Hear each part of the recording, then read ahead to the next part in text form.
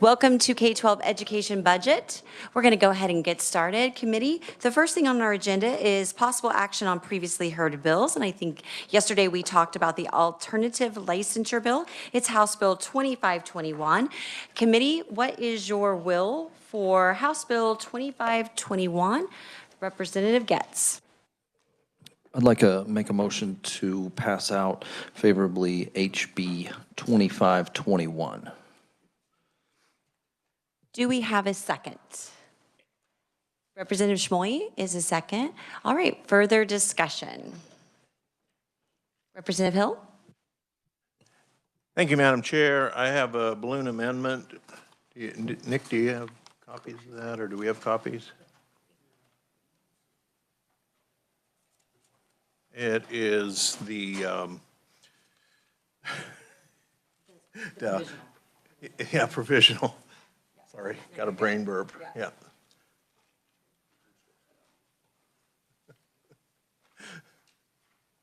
Get that on.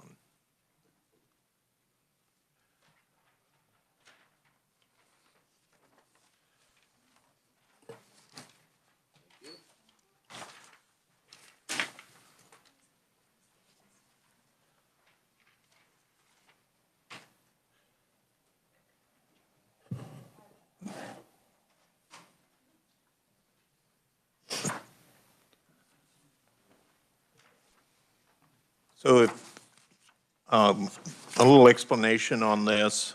As you remember, when we talked about this accreditation before, I had some concerns about not enough pedagogy requirement on it. And we addressed that by putting in a mentorship program, a 2-year mentorship program, and a probationary license for 2 years. And that's pretty much what this amendment is. Is there a second on the motion, or we can do questions first? Okay, a second on the motion. All right, so would you like Nick to add anything to that? Or does everybody understand the amendment? Nick, go ahead and review it again. You'll give everybody an opportunity to hear it again. So, committee, this authorizes, would authorize the state board prior to granting an initial teaching license to a person who completes an alternative teacher certification program. The State Board of Education can establish and grant to any such individual a restricted or probationary teaching license while the individual completes a mentorship program that's required pursuant to what's in current law.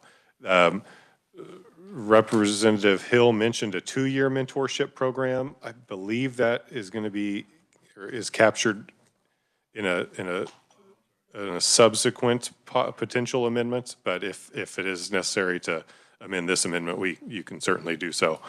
So again, this authorizes the state board to, if they wish, to grant a probationary or restricted license to these individuals prior to the granting of initial teaching license. Okay, thank you. So that would be a Getz amendment, committee, so you got a foreshadowing of the Getz amendment that's coming your way. But basically, I think, Representative Hill, there were discussions, and you brought up that some of this happened during your tenure on the State Board of Education, and you particularly wanted to hold up pedagogy, and there wasn't hands-on, let's say, or student-to-student pedagogy on an online platform. Do you, this change that you're offering, do you believe that this additional time with the mentor would fulfill any concerns about not having the face-to-face pedagogy time? Thank you, Madam Chair. Yeah, in fact, I think maybe it's even perhaps more powerful to have mentorship. You know, I think for a lot of people, especially coming from another profession and going into teaching, that ability to have a professional teacher mentor you and give you advice is probably more important than extra classes you could have. So that relieve my concerns about it. Any questions? Yes, Representative Hoskin. Thank you. Representative Hill, is there any requirement for what the mentorship program, besides completing it? Like, do they have to have a certain rating from their mentor teacher?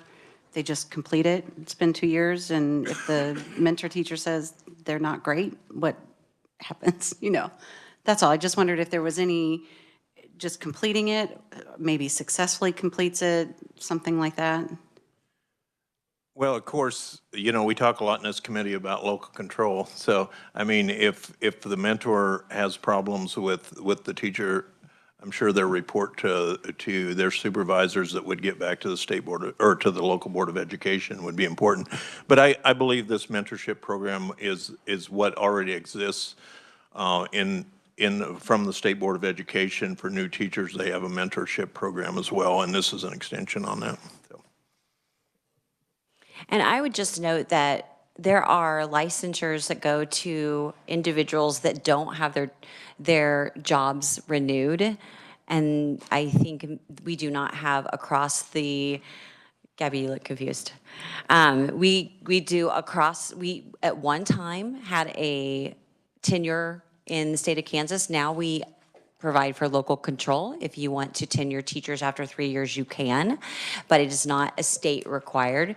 So my point in saying that is there are plenty of individuals that may hold a license, but are not offered a job or renewal of a contract. And you can get a license by just doing a student teaching. You can do it you can get, for example, a counseling license you can do that entirely online. And so just some points to bring up. This does not prohibit a district from not continuing a contract with an individual. Any other questions? Representative McDonald. Thank you, Madam Chair. I'm not sure if it's a question or more of a statement. While I appreciate the spirit of your amendment, I do think that this bill probably can't be amended enough to avoid overstepping our authority. I feel like the State Board of Ed has their own authority, so my votes will reflect that today. Thank you. All right.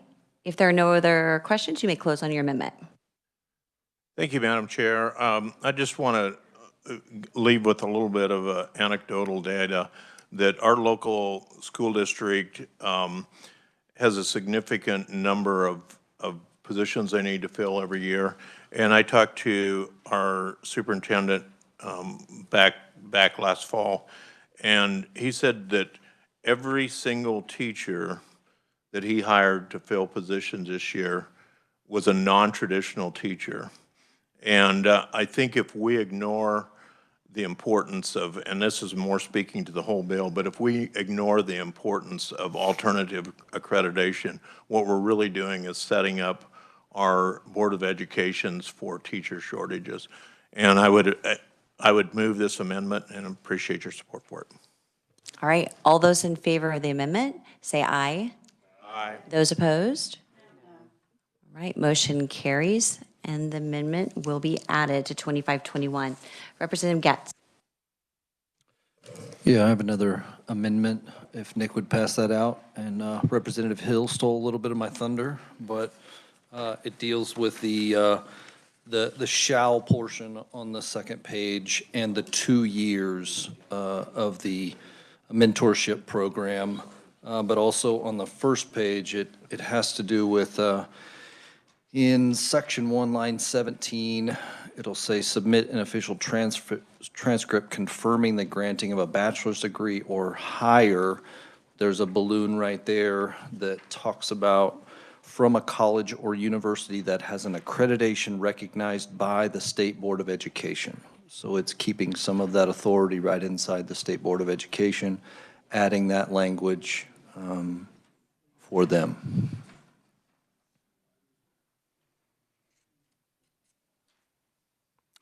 It also adds some details down in lines 29 through 32, just of what that education covers.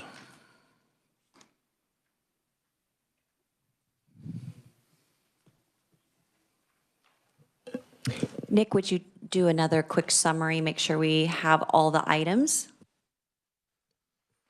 Yeah, so committee, this amendment would strike the essential prohibition that an applicant from one of these programs not be required to comply with receiving pedagogy at an accredited college or university, engage in teaching preparation, or hold a valid teaching license in another state. Those are some provisions that were kind of included in the current regulatory scheme of the state board that these were specifically trying to exempt out of. So those will no longer be included, but the state board still will have to be required to essentially operate within this paradigm of this bill.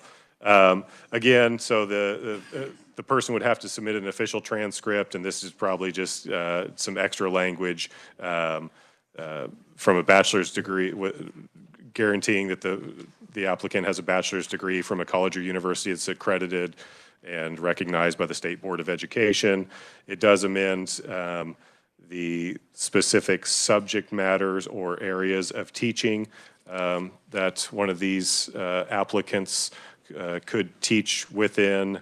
And then it does authorize, or actually require, as Representative Getz said, that the mentorship program for one of these applicants for a license be for 2 years during those first 2 years when one of these applicants, individuals, is hired by a school district.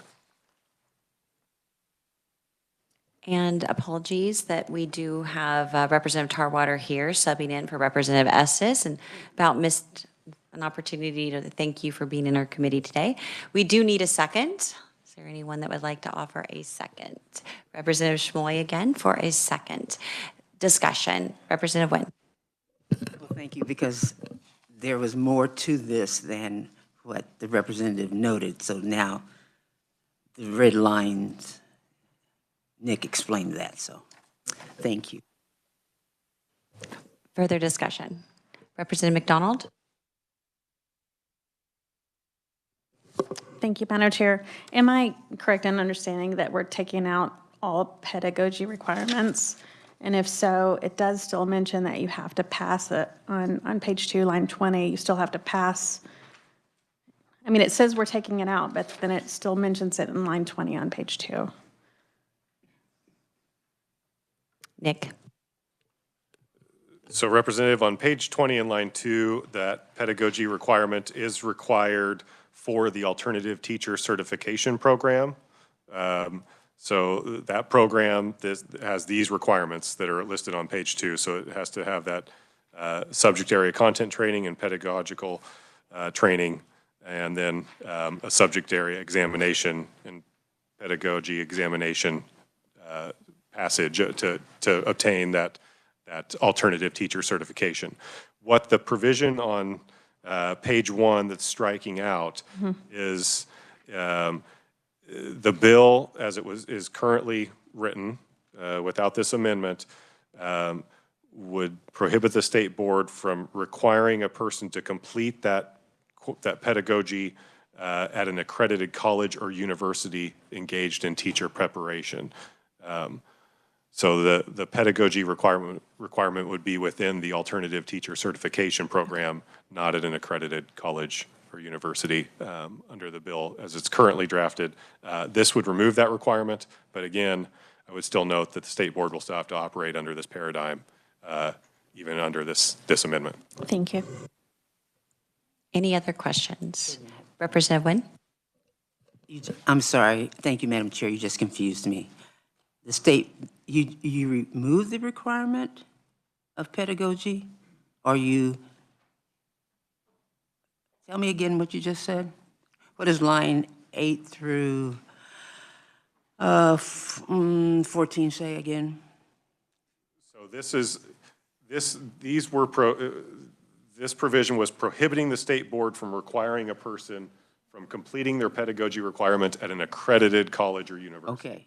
So essentially, in another roundabout way, saying you can get your pedagogy requirement through this alternative teacher certification program, which is not at a accredited college or university. And then there was another regulation that the state board currently has where somebody who has earned this alternative teacher certification and holds a valid teaching license in another state could obtain a license in this state. And that's what that number 2 was trying to tell the state board, that you can't require an applicant to have to hold a license in another state prior to obtaining a license in this state with that alternative teacher certification. In other words, the applicant could obtain a license with this alternative teacher certification in this state. Okay, It's striking those prohibitions. so circle back to her question. Do you or do you not have to have pedagogy training? So in subsection F, the requirements of the alternative teacher certification program, the definition for that program has those requirements. It has to operate in at least 5 states, be in operation for at least 10 years, includes subject area content training and pedagogical training that covers those items, and then also requires applicants to pass a subject area exam and a pedagogy exam and to successfully complete that program. So that's where those pedagogy requirements will be included. But it does not have to be from an accredited institution of higher education. That's what the bill currently says, but that language under this amendment would be stricken. I think some parties might have had some consternation with that language. So this is proposing to strike that language out. The pedagogy requirements within this alternative teacher certification program. Okay, thank you. Representative McDonald. Just one more point of clarification. We had speakers here who testified from the American Board. If we passed this, and they were not an accredited university, if memory serves. So if this amendment number 2 passed, their program wouldn't be able to operate in the state of Kansas? Is that what we're saying, or no? Nick. I don't think this has anything to do with program operation. This is is only strictly relating to licensure, so not necessarily the operation of the program. Again, the bill is still going to be requiring the State Board of Education to authorize any individual who has completed an alternative teacher certification program, and I went through that definition just a second ago, to apply for and obtain an initial teaching license in this state. So the operation aspect I don't think is being dealt with. I may just be perpetually confused, but my understanding was this American Board company had a canned program that was not a part of a university. And our amendment here would require it to come, their pedagogy to come from an accredited college or university, which I do like. I just am trying to clarify if someone who went through American Board's program in another state and got that certification for that state came here, they would not have something necessarily from an accredited university. Representative McDonald, I'm going to try to explain, Okay. and then Nick can correct me. So this first part that you're looking at, it says an applicant who applies for initial teaching license pursuant to this section shall submit an official transcript confirming the granting of a bachelor's degree or higher. So number 1, from an accredited school that's approved or recognized by the State Board of Education. So for this program, I can't just jump in and take these online courses and pedagogy courses and try to be a teacher if I don't have a bachelor's degree. This is for individuals that have a bachelor's degree. So for those individuals that have a bachelor's degree, they have completed step 1, and that has to be from an accredited university. So the additional time that's spent for the pedagogy and the training to become a teacher is the alternative portion. That American Board could. Yes. administer. Okay, I'm clear. Thank you. Okay.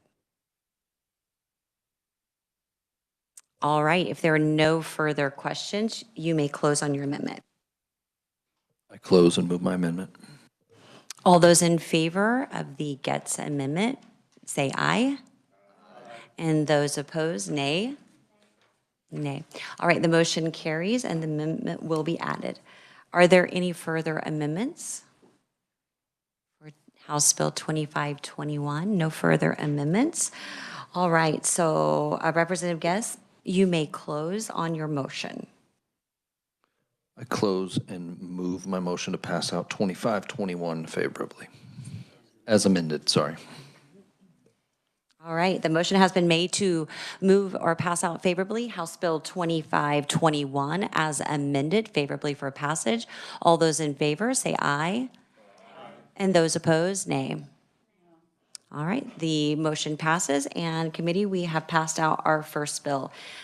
All right, we're going to mix up our agenda just slightly so that we can have our special guests go first. We do have a few members that may need to exit early, so I want them to have the benefit of hearing Kieran Carroll from Zero Eyes. Kieran's going to tell us a little bit about what his program is and how it relates to the Kansas Safe and Secure Schools grant program. So welcome.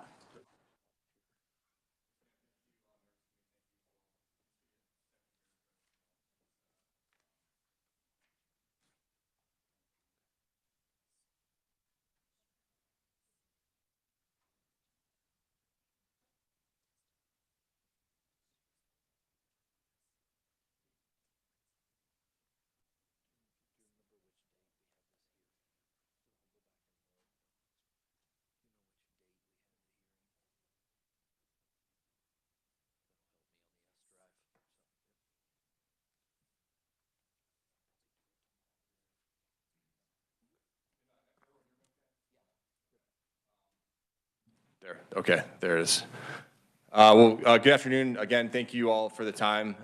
My name is Kieran Carroll. I'm the Chief Strategy Officer for a computer vision startup called Zero Eyes.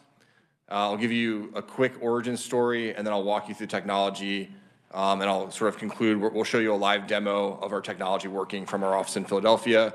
I do have Alyssa on my team. I've dialed her in over a Google conference call, so she's listening in. I'll back up to about 6 years ago at this point now. If the folks here recall the Parkland shooting, if everyone remembers, the shooter staged in a stairwell, and the shooter had a visible rifle for about 45 seconds under field of view of multiple existing security cameras. And it turns out that was the critical, those were the critical seconds that if someone had been watching their security cameras, they probably could have done something a little bit more proactive. Our team came out of the military special operations community. We were founded by a team of former Navy SEALs and other special operators.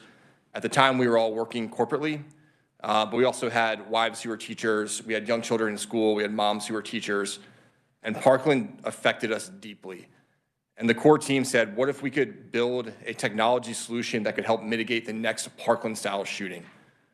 And as we started looking at the problem set and going back all the way even before Columbine, the one commonality that we kept finding is that most active shooter events, particularly in schools, start in a staging area, like a parking lot or a parking garage or a loading dock or a stairwell, and the shooter has a visible firearm, sometimes for multiple minutes in advance of going to the building or where they're going to start shooting.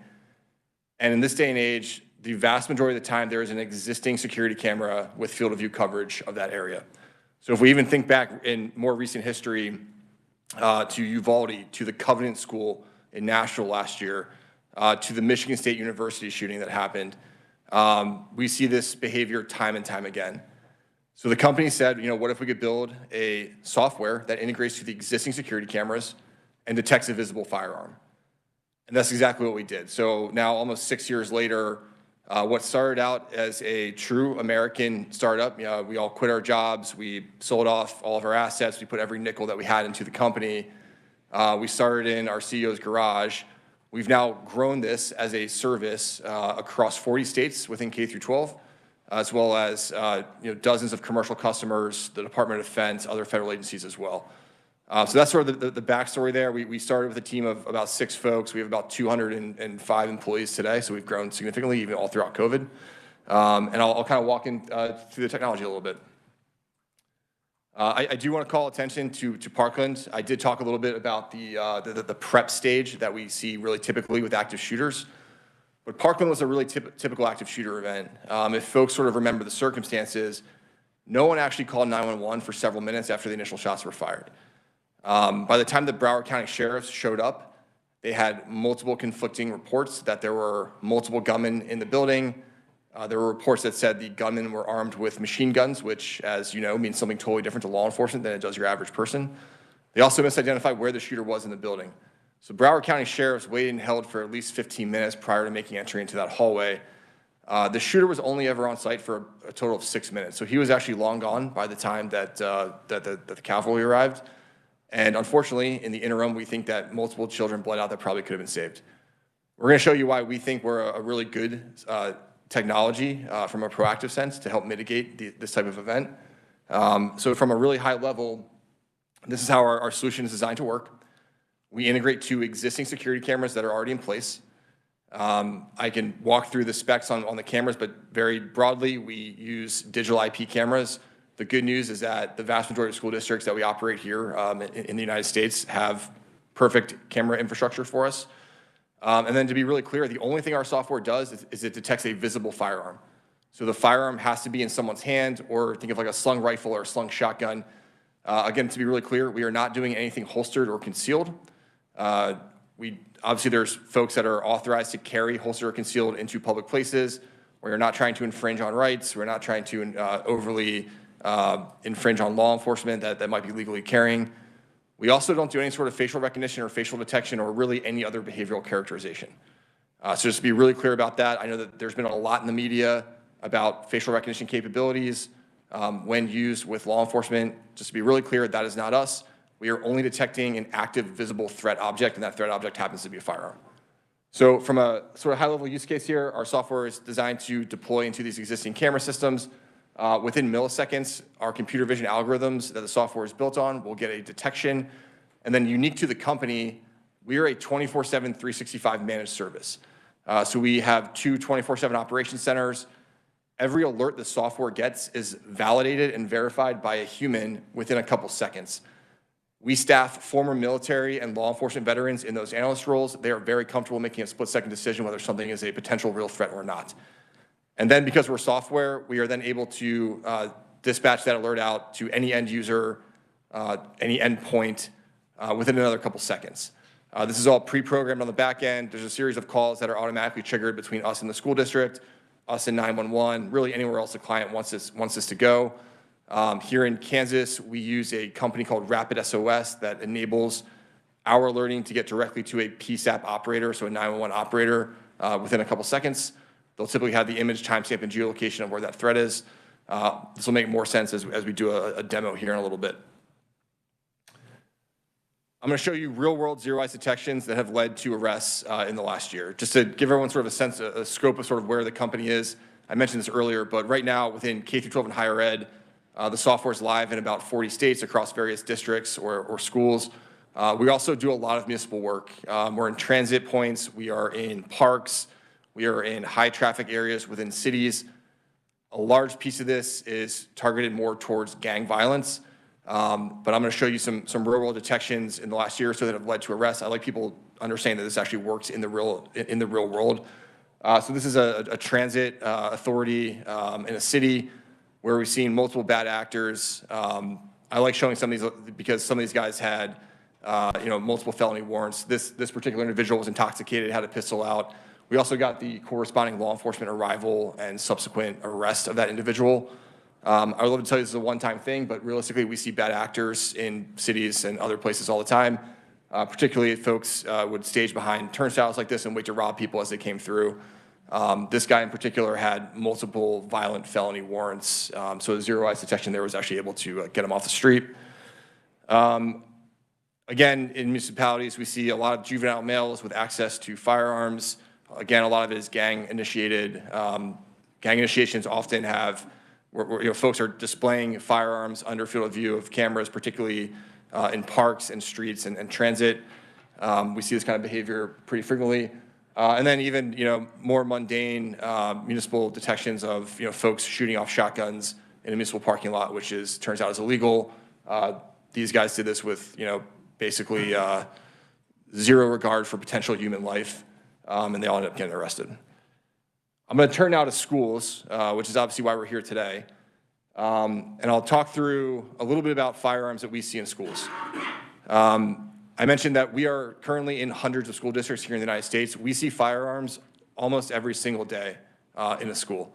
The vast majority of firearms that we see that with children are going to be it's some version of social media generated.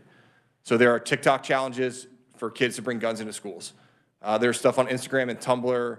A lot of times it encourages kids to bring a non-lethal type of firearm like a BB gun or an airsoft gun or an Orbeez gun into schools. And sometimes that snowballs into actually bringing a real gun into school. This is a good example from a New Mexico middle school from last year where the student was doing a TikTok challenge. You can actually see her cell phone there in her left hand. She was recording herself with the gun. I like showing this one for a couple different reasons, but primarily this was after hours. It was 8 o'clock at night local time. There were no administrators on site. Our software detected this within milliseconds. Human verified it on our team within another couple seconds. This got dispatched out and went to the local 911 call station. An officer was dispatched out and detained her in about 5 minutes. We also caught her friend with a gun. Both of these students ended up getting expelled for the remainder of the school year, arrested, as you can imagine. I love to tell you this is a one-off situation, but realistically, we see this type of behavior almost every single week. Another good example, we always get questions about rural schools. Usually the concern is that maybe their infrastructure isn't as upgraded as other districts could be. Also bandwidth considerations with video and imagery and getting pushed over the internet. This is a good example from last year where a student had a revolver under field of view of the camera for about a second. This was a Sunday night. Again, there were no administrators on site. We do see a lot of this activity after school hours, as you can imagine, after practices or on weekends and that kind of thing.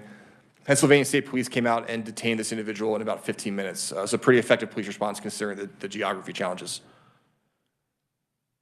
I'll talk about de-escalation, which is by far the most important thing that we do as a company. I already mentioned this, but you can imagine that we see students and kids bring all kinds of non-lethal looking firearms onto school campuses. The vast majority of the time, they're not supposed to be doing this, just to be really clear. We see stuff like these Orbeez challenges. It's a really popular social media challenge to bring an Orbeez gun, which is a specific manufacturer. Basically, it's sort of similar to a paintball gun. It shoots little gel-filled pellets. Sometimes, though, the form factor looks similar to that of a real gun. Probably about 18 months ago now, a student in New York City pointed one of these at an officer and was shot and killed. We also see kids cut the orange tips off or they'll paint over them, which is what this guy did. Our analysts are the best in the world at making a split-second decision whether something's a potential real threat or not. And in this case, our analysts knew within a second that that's an Orbeez gun. So instead of escalating this to a full-blown law enforcement-style alert that's going to lead to a lockdown and loss of learning and all this stuff, he just picked up the phone, he called the school resource officer on site at the school and said, hey, we have one of these in the back hallway, can you go check it out? We do this right now multiple times per day on average, probably more than that at this point. If anything's ever a gray area, though, we will treat it as a potential real threat. This is a good example from Texas from last year where a student was walking through a courtyard with what looked to be some sort of assault rifle-looking weapon. This got dispatched out within seconds to the on-site school resource officer, got the alert on his phone, was like, I know exactly who this kid is, went and found him inside of a minute, detained him. This ended up being a BB gun, thankfully. Again, illegal to bring it onto campus, but kids are dumb. I have a bunch of kids, so I can say that, I think. But we see this kind of stuff realistically almost every single week. And the last image I'll kind of leave everyone with, again, going to de-escalation. We see students mimic objects as guns all the time. Usually it's a cell phone or other smaller handheld object.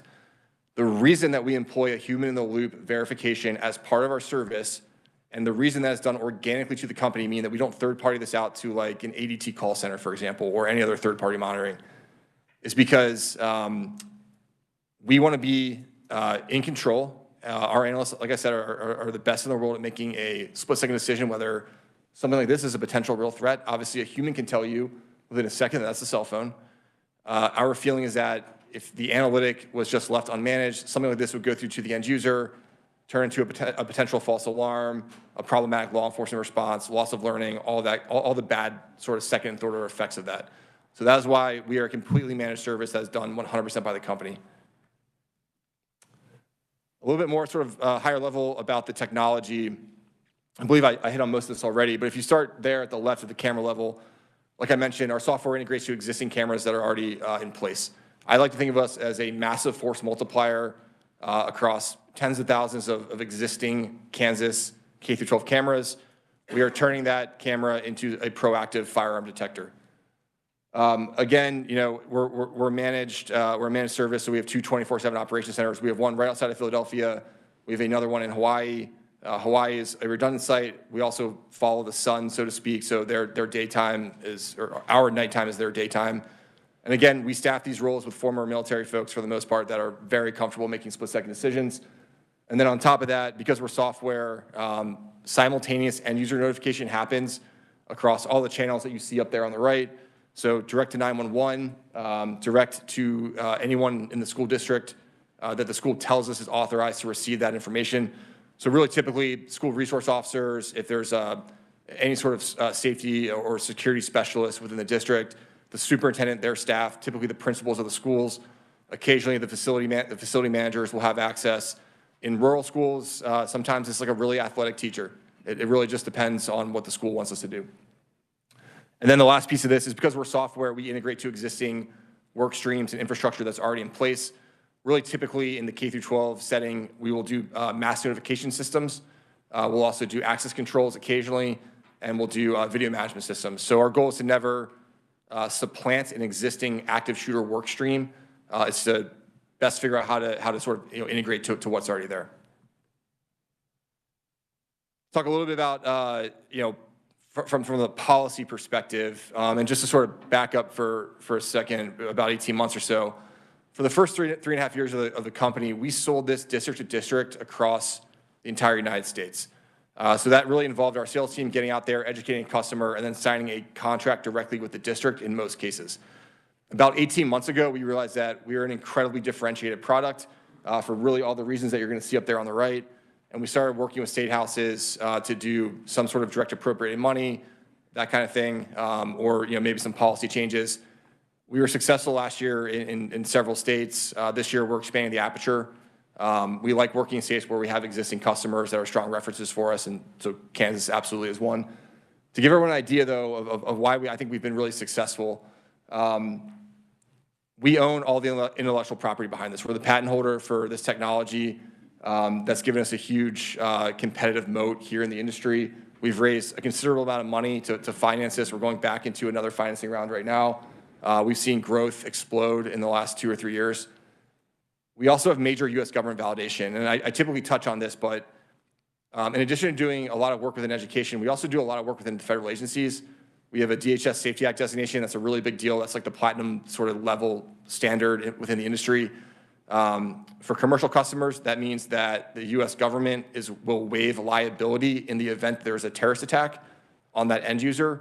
At the state level, considering that there's sovereign immunity and that kind of thing, it's more of a validation thing than anything. It means DHS has looked at all of our processes, methodologies, how we build the software, deploy the software, maintain the software, determine that we're something called a qualified anti-terrorism technology. It's a really big deal. On top of that, we're a fully fledged Department of Defense contractor as well that has done a similar validation for us. I'll touch on the managed service aspect again. It is our feeling right now within the broader AI industry that there's a lot of misconception about how powerful and accurate AI really is. We are always going to manage the service. For us, that is a critical piece of this, and have a human do that initial verification. We're the only, as far as I know, we're the only AI company that does that as a service. And then probably more importantly now than it was a year or two ago is that everything's built here in the U.S. by U.S. citizens. I'll take a second to get on my soapbox here because I see a lot of this in the industry. If anyone's familiar really with how the federal government has looked at particularly Chinese manufactured hardware in the space, Huawei switches and routers, Hikvision, Dahua cameras, basically banned them from any sort of federal procurement over the last couple of years. We believe that we're going to see something very similar happen with software. Right now, there are many different softwares that are built overseas. A lot of them originate in China or other national security threat areas that interface with public sector networks. So 5 years ago when we started the company, we took a bet and said, we're going to build everything here in the U.S. With U.S. citizens. It's a little bit more expensive to operate that way. but we do foresee significant significant headwinds coming down the pipe federally when it comes to where software is built, where the data comes from, all these different things. I'll touch on data for a second too, because this has been a hot topic. We build all of our data sets organic to the company. So most computer vision companies will typically go to the internet. They'll build their data sets from other people's third-party data. We are seeing this right now with OpenAI, ChatGPT, some of these LLM companies. If everyone's following in the media, the New York Times just sued ChatGPT for using proprietary New York Times data to build their algorithms. This is absolutely going to happen within the computer vision space as well, with many different AI companies that have used other people's data.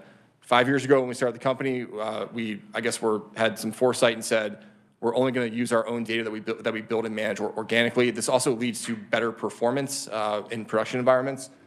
And the last piece of that is we're the only company that does this at scale as a service in the industry. It's been sort of a huge amount of growth for us over the last several years. Unfortunately, it's necessary. All of these things have led, though, more to the policy side. I look at us as a very nonpartisan, bipartisan solution. We are not trying to overly get involved in any sort of Second Amendment debate or civil rights debate or mental health debate. We are a technology that is easily able to be implemented, that is a layer, a technology layer for this solution. And then on top of that, you know, instead of, there's a couple different economic incentives, I think, with the states as well. States have massive purchasing power when it comes to subscription software. That's one of the things that we're talking to policymakers about too, that economically for the taxpayer, it doesn't necessarily make sense for us to go sign 265 different contracts across Kansas with school districts when the state does have purchasing power and can drop that price point down. And the last piece of this too is I look at this to some degree as an equity play. There's a lot of districts that are able to afford our services easily based on their tax basis, and all that kind of stuff. The districts that typically struggle are going to be rural districts or inner city districts that have financial issues. We look at this as baselining an emerging security sort of baseline across school districts. If time is permitting me, I can show a live demo of this with Alyssa, if that's okay. Let's take a couple minutes and do the live demo. It's impressive. Okay, yes, ma'am. Let me pull this up. Okay. Hey, Alyssa, can you hear us okay? Oh, I was on mute, I apologize. Hey, Alyssa, we're ready to do a demo.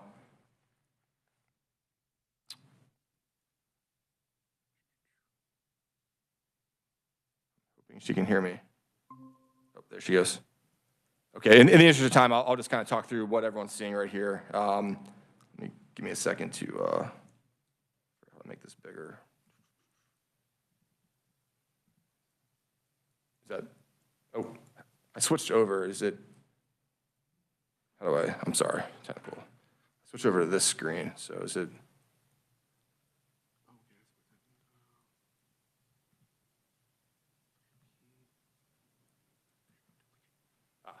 Perfect, okay, great.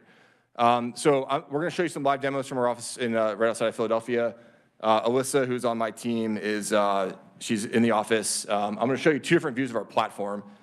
The first view, and I probably should have dove into this a little bit more as I was going through this, but this is the view that our operations center is looking at for all of our deployed cameras. So to be really clear, our analysts cannot look into active camera feeds. That's a privacy issue for us, as well as a bandwidth issue for end users.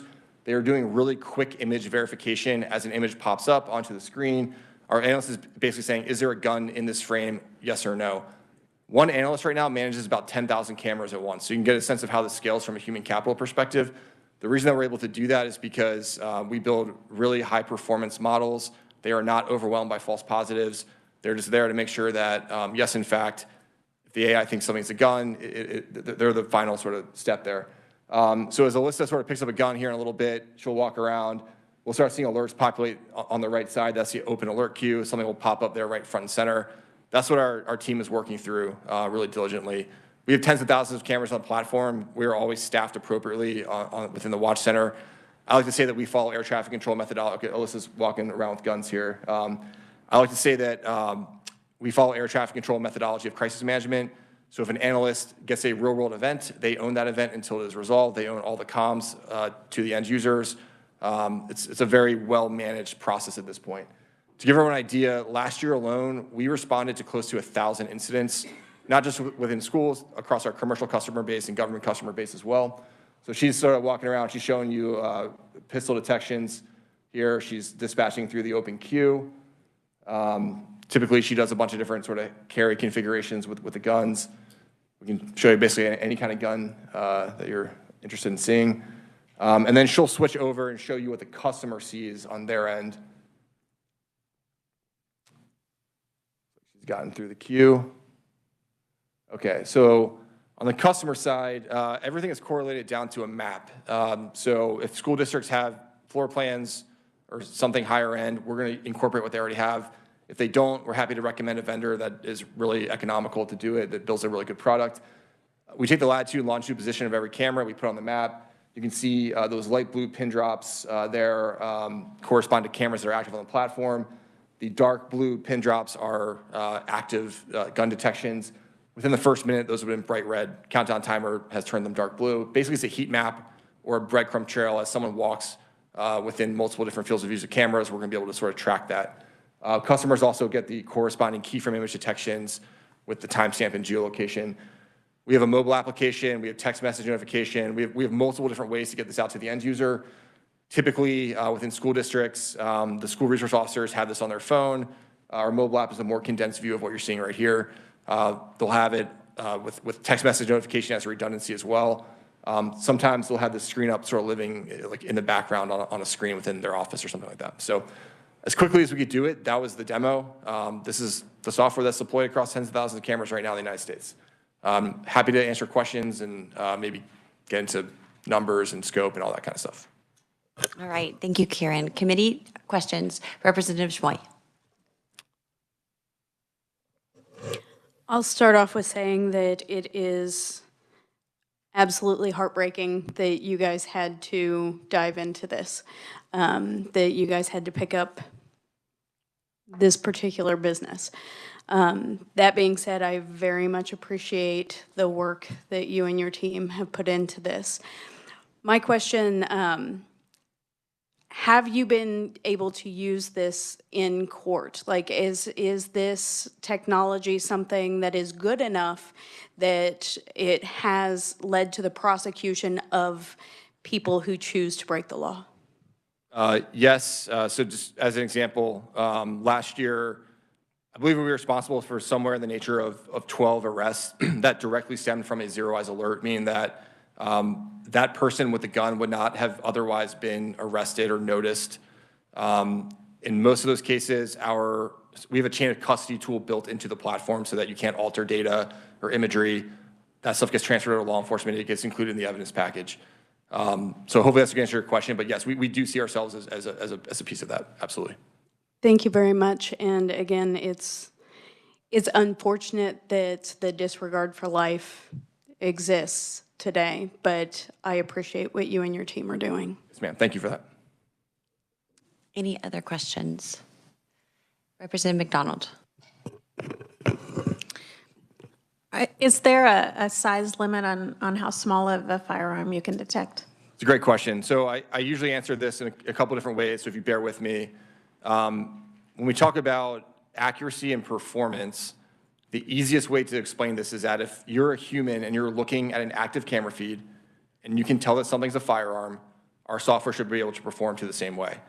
So that's the most basic way I can describe this without taking into account all the different variability of cameras. So obviously different resolutions, different manufacturers, heights, angles, lighting, background configuration, all that kind of stuff. That being said, from a performance perspective, we are high nines, so 99.999. Each subsequent 9 represents several million more dollars in R&D. What I can tell you too is that from a pixel perspective, understand that cameras operate on pixels that sort of stitch images together. We basically need 0.1% of a pixel to have a confident detection. As far as like different angles of guns and all that kind of stuff, some of it will be situational, but usually based on what we've seen is that when someone's brandished a firearm, it is a very clear detection sequence that's going to happen. Representative Poskin. Thank you, Madam Chair. Question and a follow-up, if I might. In putting these into school districts across the country, do many districts need to upgrade their cameras? Are there districts that it just don't have them in enough places, don't have enough pixels, and so forth? How prevalent is that? It's not, honestly, it's not as prevalent as you'd think. Typically, if camera systems are somewhere between 5 and 7 years old or newer, we should be absolutely fine. We do see, we have an assessment team that goes out, we'll take a look at their network, their camera infrastructure, all the different, supporting elements of this workflow, and we'll make recommendations. And really, typically, what we prefer to see is external coverage. So coverage of the sidewalk approaches into the building, anything within the front doors or exit doors.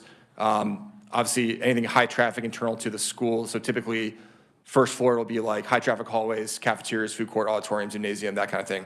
Parking lot cameras for us is a really big deal. We see a lot of problems in parking lots. And then depending on where the school is, if there's like a parking garage, like some city schools have parking garages, we would recommend starting there as well. Okay, thank you so much. And then, of course, what's the appropriation ask? And how does that follow up in subsequent years as well? Yeah, I have a slide if I could, I don't know how to get back to it. Okay, perfect. Let me see. And actually, we don't have to go into much of this. You can definitely share a little bit, but that will be something that will come back to the Budget Committee or Appropriations Committee. But if you would like to just give a real brief answer, but let's not go into the details on it right now. Okay, that's fine. In general, where we've been successful with states, really there's two tracks. Some states have just decided to resource this across all their schools. Notably, Utah did that last fiscal year, and that's obviously going to come with a recurring cost year over year.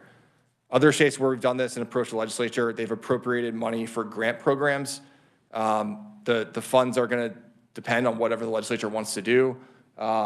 There's a few different options that that I've seen be successful. I try to scope some general numbers. These are using baseline assumptions. Our baseline assumption is that districts are going to have somewhere between 25 and 50 schools are going to have somewhere between 25 and 50 cameras. Up there at the top, I roughly threw out what a full scope deployment would look like across all the schools. At the bottom, probably a far more realistic sort of numbers here. But I basically broke this down into the number of licenses, so roughly equating to the number of cameras that the state could procure. We typically recommend a 3-year period of performance for the school district, just because most districts, as you guys are, I'm sure for sure very aware, don't get excited about just having something for 1 year. This is again rough, sort of back of the napkin math here. We've also seen states be successful targeting specific districts. Notably, Florida did this last year.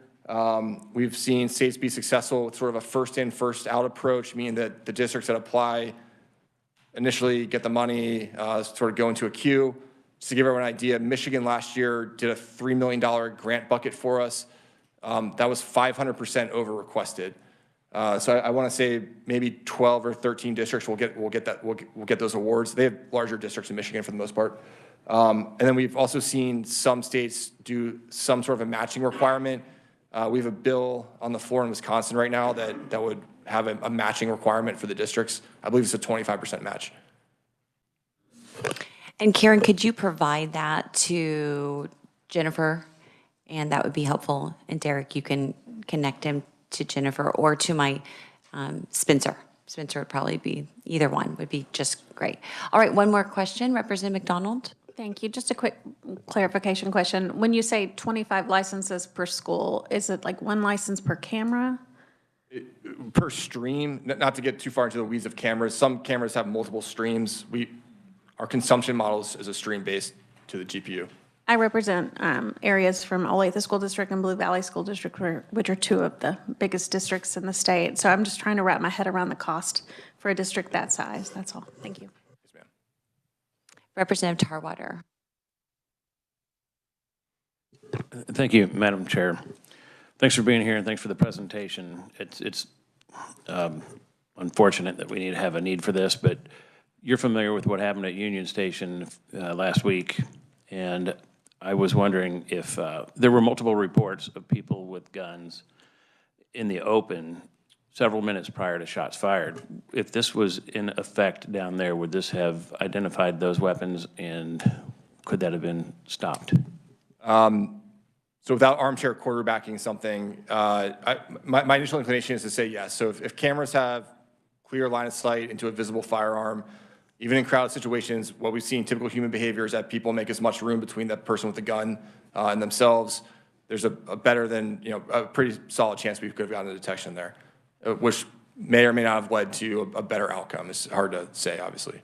We're deployed into many municipal environments specifically for that kind of reason, though.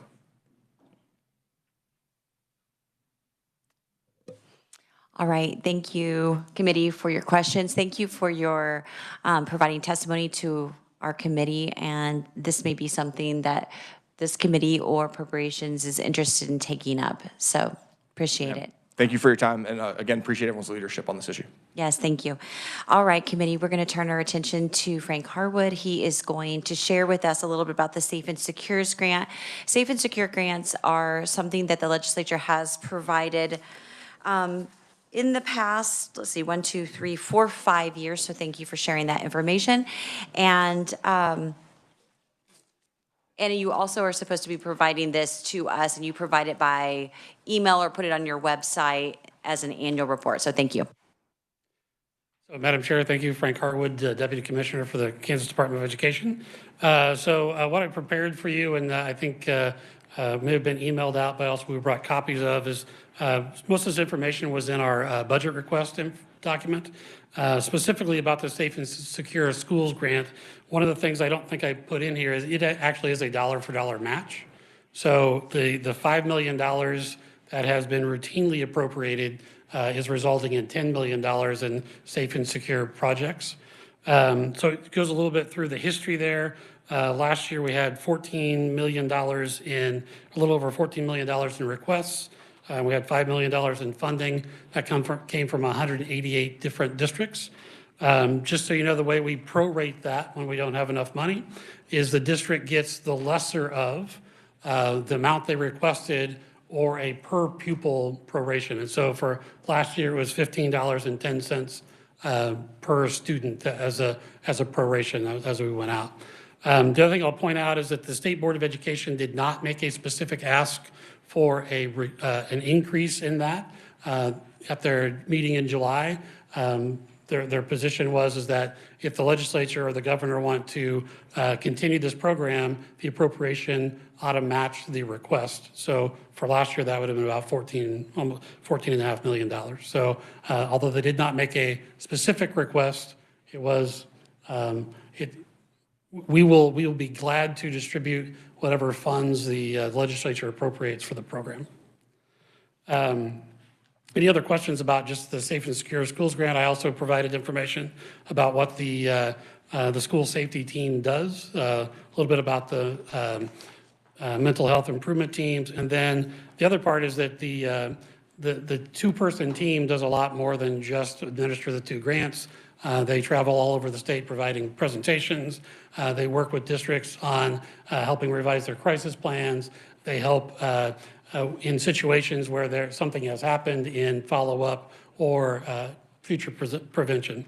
I will say that's one of the reasons that also in our budget request, we requested a school safety auditor. The idea for that person is they would actually go out to school districts and go through every building that they have and audit the safety and their crisis plan to give a report back to the district. All right, committee, what questions do you have for Dr. Harwood? Just a few questions. If looking at the list of those that received grant funding, how many of those, I believe last year or the year before, we included Narcan, is that correct, as a possible use? And how many schools actually took us up on that? So I did not go through the list of 188 applications. The What can be purchased has changed over time.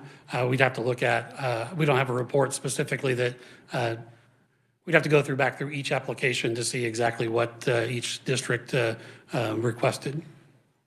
Okay, and then my next question is, I'm looking at the list of 188.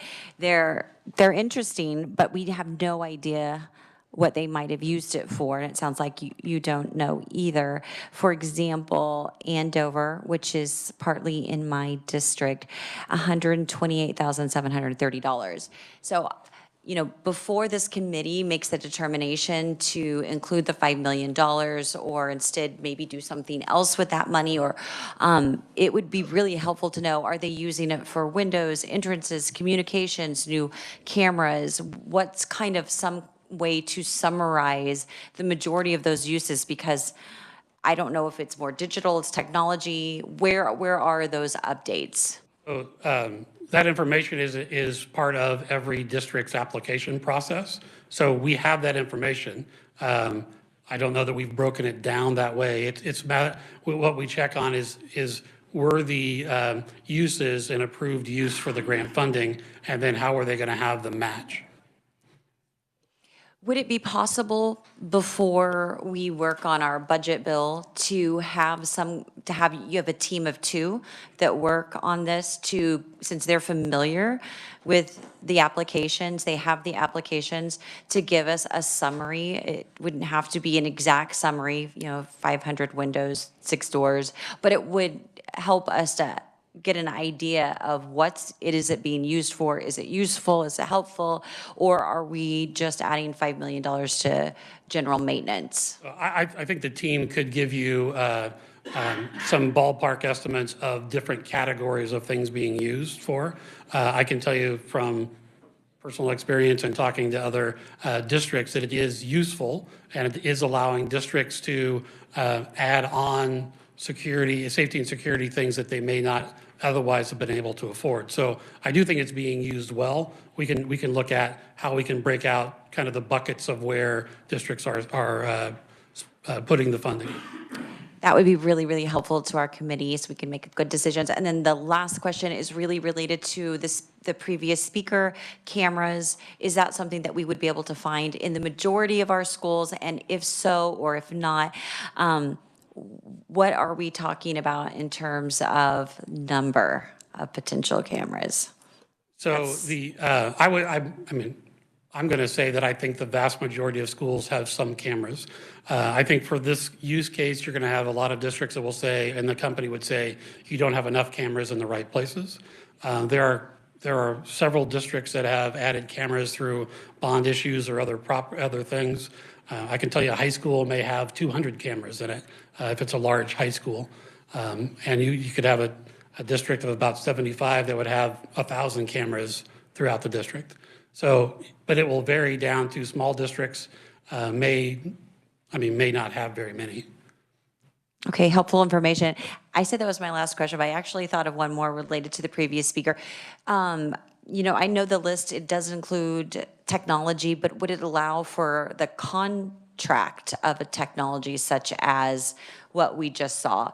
The software, they provide the software application to the cameras, but it is through a contract of actually having live operators. So I was just wondering if that was in the verbiage, and Nick reminded me it's not in statute, it was a proviso language, so it's based on KSDE guidelines. So I'll have to go back. We haven't gone through that round of things since I've started. So but I believe there are some other services that have been funded through the use of Safe and Secures with some other technologies that would be possible. So I think it would be, but I will confirm that when we get back with the other information. And that would be great. And also on that list, let's also include SRO officers. And I think originally we had a proviso language that said if you were hiring a new SRO officer, it wasn't supposed to be ongoing. So maybe look into, are there new SRO officers? How much are we spending on those in that kind of update to our committee? And Nick, you wanted to. Yeah, so I can address the proviso that was adopted in Senate Bill 113 last year with regard to the Safe and Secure Schools grant. So it does authorize, one, acquisition and installation of security cameras and other systems, equipment, and services necessary for security monitoring of facilities operated by a school district. So there might be an avenue there for the company that we heard from. And then with regard to the SRO officers, yes, the proviso does state that the monies can be used for salaries and wages and associated fringe benefits for newly created positions of school resource officers and the costs associated with those newly created positions. All right, that's helpful. Any other questions, committee? And Jennifer, if you wouldn't mind, or Spencer, sending a link to our committee of the list of safe and secure awardees. It is on the website, but if it's sent to you, then maybe you'll click on it and review it before we appropriate any additional monies.